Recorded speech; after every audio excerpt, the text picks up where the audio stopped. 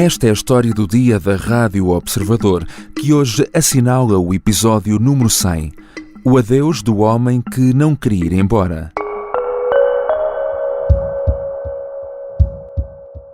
That is exactly the moment that you'd expect a government to continue with its work, not to walk away, Mr. Speaker, and to get on with our job and to focus on the things that matter to the people of this country. Já perdemos a conta ao número de vezes que Boris Johnson garantiu que por ele não arredaria pé do número 10 de Downing Street, a histórica morada dos chefes do governo britânico. A última foi esta quarta-feira, na Câmara dos Comuns, depois de mais um sismo ter atingido o primeiro-ministro e, desta vez, com réplicas sérias no governo. 14 ministros demitiram-se num só dia, um recorde absoluto, para além de outros membros do governo, por terem perdido a confiança em Boris Johnson. Depois das festas em Downing Street, agora está em causa um caso de assédio sexual. The discipline and welfare of MPs has been questioned, and since MPs reported seeing him drunkenly grope two men last week, some 14 more allegations spanning a decade have surfaced. Chris Pincher é o nome no epicentro desta nova crise. Pincher é um deputado conservador que Boris Johnson nomeou como vice-presidente da bancada parlamentar. A questão é que, por essa altura, Johnson já sabia que sobre Pincher recaíam suspeitas de assédio sexual, em causa comportamento impróprio com dois homens num clube privado de Londres. Ainda assim, nomeou para o cargo. Primeiro o gabinete do primeiro-ministro e até ministros vieram dar a cara para desmentir esse facto em público. Mais tarde foram obrigados a voltar atrás e a dar o dito por não dito. O caso levou os ministros das Finanças, Rishi Sunak, e da Saúde, Sajid Javid, a baterem com a porta na terça-feira, alegando já não terem confiança no primeiro-ministro. Foi o início de uma onda de demissões. A pressão dos próprios membros do governo para se demitir encurralou finalmente Johnson, tornando a sua posição insustentável. Como é que Boris Johnson chegou ao fim da linha? Qual o futuro agora tanto do partido como do governo britânico? Hoje vamos falar com Bruno Cardoso Reis, historiador e especialista em política internacional.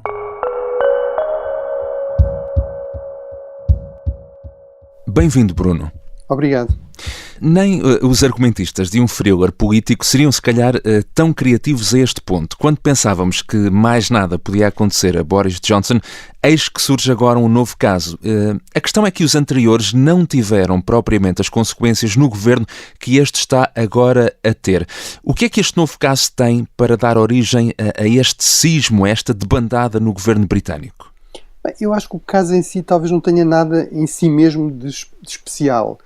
O que tem há aqui um efeito cumulativo, ou seja, são muitos casos em que no fundo levam cada vez mais, inclusive apoiantes do Primeiro-Ministro, deputados conservadores, ministros conservadores, comentadores, colunistas conservadores, a concluir que realmente não se pode confiar no Primeiro-Ministro. Portanto, que ele tem aqui um problema de base, básico de caráter, vamos dizer assim, de fiabilidade, que tem dificuldade muitas vezes em distinguir a verdade, enfim, do que não é verdade.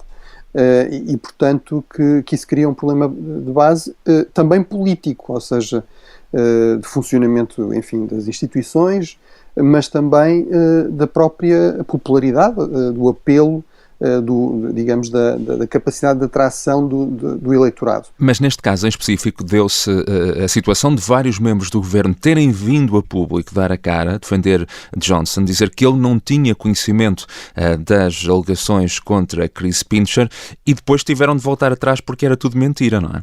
Sim, esse é o grande problema, ou seja, aparentemente ele deu a entender primeiro que não sabia, depois que não tinha sido informado oficialmente que tinha havido queixas formais, mas depois há um alto funcionário que vem dizer, não, isso não é verdade, penso que era até o anterior chefe de gabinete dele a dizer, não, ele foi de facto informado, houve um briefing formal a dizer que tinha havido queixas formais contra este deputado conservador, que inclusive aparentemente, agora sabemos, que tinha como apelido Pincher, não é?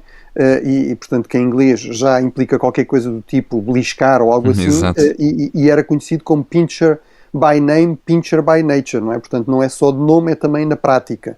E depois com essa agravante, que é como ele de facto inicialmente deu essa indicação, os ministros vão defendê-lo em público e acabam por ser também, de alguma forma, atingidos na sua reputação por esta constante necessidade de defender o Primeiro-Ministro numa série de escândalos e acusações, e depois, em muitos casos, revela-se que a versão que eles estão a defender e que o Primeiro-Ministro começou por, digamos, apresentar, de facto não é verdadeira e não é factualmente verdadeira. É possível verificar que não é verdadeira. E, obviamente, a certa altura também, a par da avaliação política, digamos, estes líderes conservadores, estes políticos conservadores, acabam por se sentir também pessoalmente, digamos, em choque com o Primeiro-Ministro, enfim, perdem confiança nele e lá está, também se sentem eles próprios politicamente, digamos, prejudicados, não é? Na sua imagem, que é algo importante para um político, por causa desta constante necessidade de defender o Primeiro-Ministro, coisas que depois, afinal, se revelam indefensáveis. Não é? The Prime Minister remains defiant. He is not going to stand down. He is going to continue imposed and try to keep this government going. Johnson garantiu até ao último momento que não saía. Foi preciso ser encurralado em Downing Street por um grupo de ministros. Podemos dizer que desta vez chegou de facto mesmo a um ponto que era completamente insustentável. Se nós olharmos para os padrões históricos, digamos, o Boris Johnson está neste padrão que é um líder que é desafiado, que ganha uma eleição no contexto parlamentar, porque lá está, é assim que os líderes são escolhidos num regime muito parlamentar como é o britânico. É um líder a prazo, quer dizer, se não ganha com uma grande margem, se ganha com uma margem curta, como foi agora o caso de Boris Johnson, como foi no passado da Theresa May, ou antes ainda da Margaret Thatcher, acaba por ser um líder a prazo. Bruno, tu chegaste a cruzar-te com Boris Johnson numa ou outra ocasião. Com que impressão ficaste? Enfim, quem é Boris Johnson? Que traços de personalidade explicam também a forma como ele está a agir neste momento e tem agido como Primeiro-Ministro? Bem, eu, de facto, no tempo em que estive em Inglaterra, de facto tive essa possibilidade, penso que em 2 ocasiões, mas é aqui importante esclarecer que não se tratava propriamente de um círculo íntimo, não é? Que eu não estou aqui a reclamar nenhum conhecimento pessoal próximo do Boris Johnson, e numa delas deu para falar um bocadinho mais com ele, e realmente é uma pessoa que é a alma da festa, não é? Com um grande sentido de humor, conta histórias muito divertidas, claramente tem aqui uma certa procura, digamos, de criar laços de alguma empatia com a pessoa. Por exemplo, no meu caso, quando ele percebeu que era português, disse-me que tinha visitado Portugal, no seu tempo de jornalista do Telegraph, portanto ele foi correspondente em Bruxelas, junto à União Europeia, fazendo sempre, aliás, colunas, digamos, reportagens muito críticas, muito divertidas, mas muito críticas em relação à União Europeia. E, portanto, disse-me que tinha gostado imenso de visitar Santa Maria da Feira, que tinha um magnífico castelo. Deu para perceber pelo menos isso, ou seja, que é uma pessoa que até, digamos, na forma também como funciona a sociedade britânica, obviamente é uma pessoa que facilmente conquista, digamos, conquista uma certa empatia e, de facto, não foi por acaso que ele se tornou bastante popular. Houve sempre esta, digamos, esta opinião um pouco dividida. Aí o fator decisivo foi realmente a questão do Brexit. Isso devastou, digamos, a liderança tradicional do Partido Conservador, afastou desde logo o David Cameron e criou de facto aqui oportunidades para alguém como Boris Johnson, que realmente apareceu como o líder dessa campanha a favor da saída da União Europeia. O grande fator que, apesar destas dúvidas, explica, digamos, a sua sobrevivência foi que, de facto, durante muito tempo ele teve uma enorme popularidade, era sistematicamente mais popular do que o Partido Conservador. E, aliás, a vitória nas legislativas de 2019, que foi a maior desde 1979, desde a vitória histórica da Margaret Thatcher, em parte era atribuída a estas características um pouco invulgares, um pouco menos convencionais de Boris Johnson. Boris Johnson has promised to repay the trust of voters after leading the Conservatives to an extraordinary election victory. The party won an 80-seat Commons majority, its biggest since 1987. Desde essa vitória em 2019, de facto, foram muitas as controvérsias que foram, de certa forma, fragilizando o Primeiro-Ministro e o próprio Governo. Sim, exatamente. Portanto, foram uma sucessão de casos. Talvez aquilo que tem sido mais comentado foi o chamado Partygate, e eu acho que foi um certo ponto de viragem e que, aliás, levou, digamos, àquele primeiro desafio sério à sua liderança, que levou, enfim, uma votação no grupo parlamentar em que ele venceu, mas por uma margem muito estreita, bem menor do que aquela que tinha tido a Theresa May, portanto a sua antecessora, que depois acabou também por se afastar voluntariamente. E de facto aí o problema do Partygate foi a multiplicação de uma série de festas na residência oficial do Primeiro-Ministro no período máximo, digamos, de restrições por causa da Covid.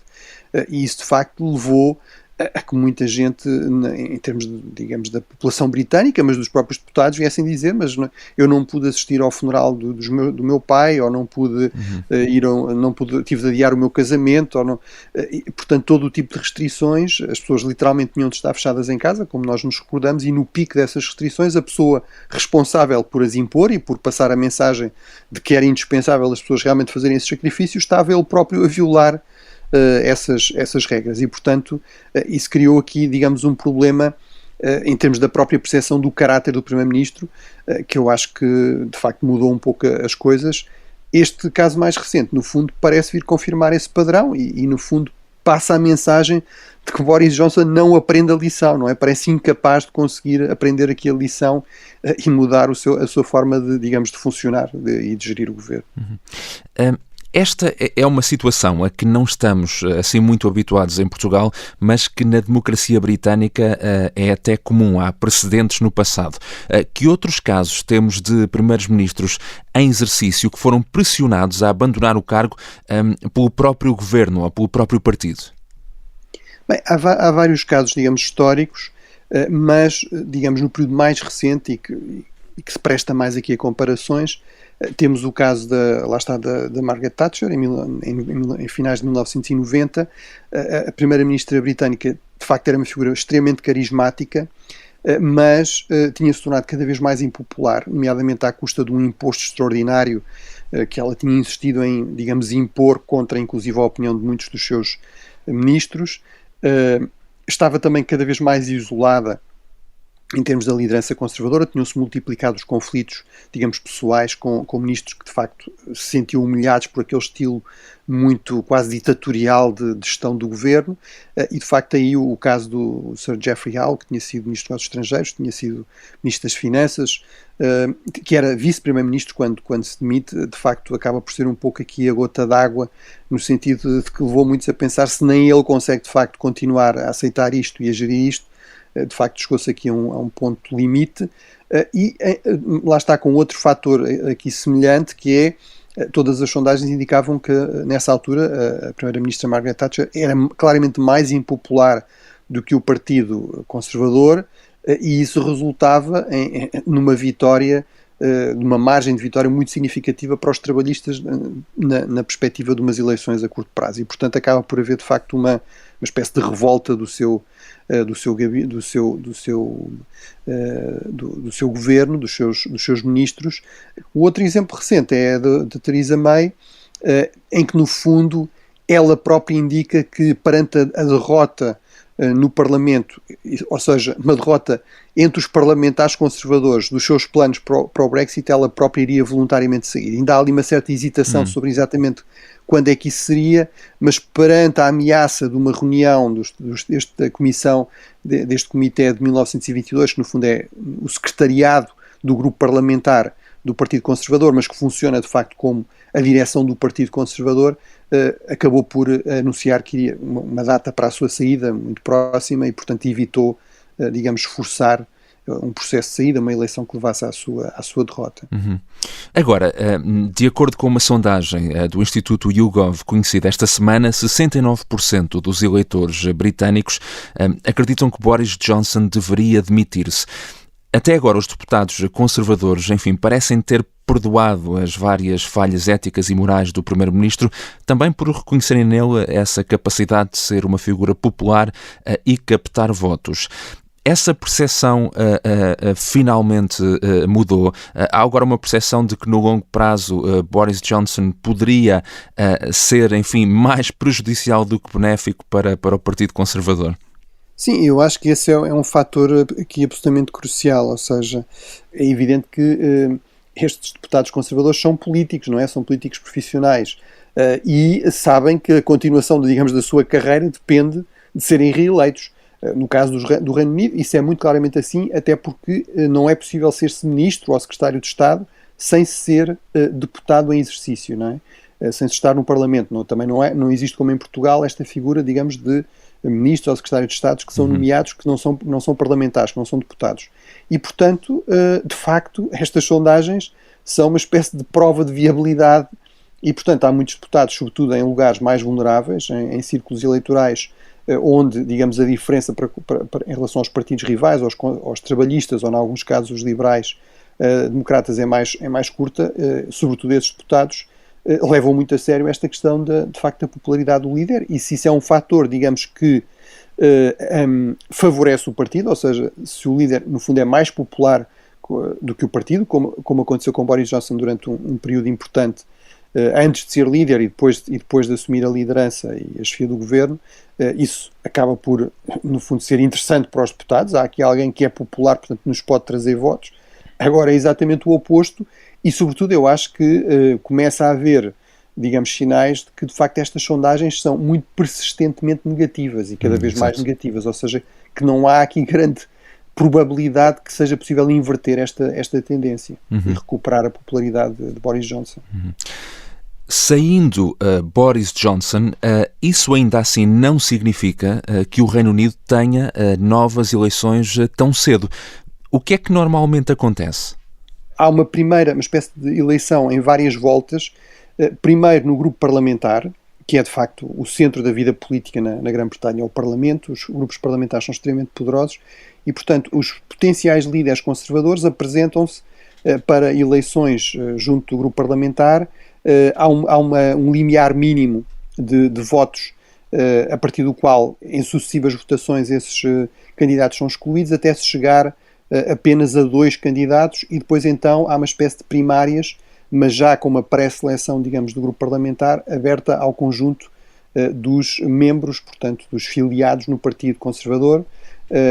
Como é expectável que haja vários candidatos, de facto não há, aqui também uma das coisas que tem ajudado Boris Johnson a sobreviver é que não tem havido de facto uma alternativa muito clara e muito credível, e portanto isso provavelmente significará que haverá vários candidatos à sucessão, e portanto isso implicaria, lá está, este processo, digamos, de votações sucessivas. Mas desses candidatos haverá nomes mais fortes para suceder a Boris Johnson? Sim, há nomes mais fortes, enfim, vários têm sido falados, enfim, todos eles têm tido aqui também alguns percalços, mas enfim, 2 que estiveram diretamente, digamos, na linha da frente deste processo, o Rishi Sunak, ou seja, o anterior Ministro das Finanças, e o Sajid Javid, o antigo Ministro da Saúde, mas que também já foi Ministro das Finanças, e portanto, esses são claramente potenciais candidatos. O Jeremy Hunt, que também foi Ministro dos Negócios Estrangeiros e que foi candidato contra o Boris Johnson nas eleições internas em 2019, e depois, enfim, há vários outros nomes. O próprio Ministro da Defesa atual, o Ben Wallace, que não sendo um candidato, digamos, natural, apareceu aqui como muito prestigiado por causa da sua resposta muito eficaz à guerra na Ucrânia, e portanto pode ser eventualmente um candidato interessante, até como uma espécie de candidato de conciliação, portanto que seria aceitável pelas várias correntes, as mais anti-Boris Johnson, e enfim, dos eventuais lealistas. Aí um nome que se fala sempre também é a atual Ministra dos Negócios Estrangeiros, a Liz Truss, dentro desta corrente, digamos, de mais próximos do Boris Johnson, mas enfim, há vários nomes que têm sido referidos e que são uma possibilidade, inclusive o novo Ministro das Finanças, o Nadhim Zahawi, e inclusive com esta ideia de que ele terá percebido que cometeu um erro político ao aceitar o cargo, e portanto terá sido também por isso que ele, ao fim de 2 dias depois de ter aceito fazer parte da equipa de Boris Johnson, está a apelar a Boris Johnson para sair, é porque ainda quer salvar as suas hipóteses também de eventualmente vir a ser líder do Partido Conservador e chefe do governo. Obrigado, Bruno. Obrigado. Bruno Cardoso Reis é historiador e especialista em política internacional. Esta foi a história do dia que hoje assinala o episódio número 100, um podcast criado e apresentado por Ricardo Conceição e por onde, ao longo de uma centena de episódios, passaram também as jornalistas Catarina Santos, Sara Antunes de Oliveira e eu, João Santos Duarte. A sonoplastia deste episódio é do Diogo Casinha, mas também já por aqui passaram a Beatriz Martel Garcia, o Bernardo Almeida e o João Ribeiro, que assinam igualmente a música do genérico. Voltamos amanhã. Tenham um bom dia.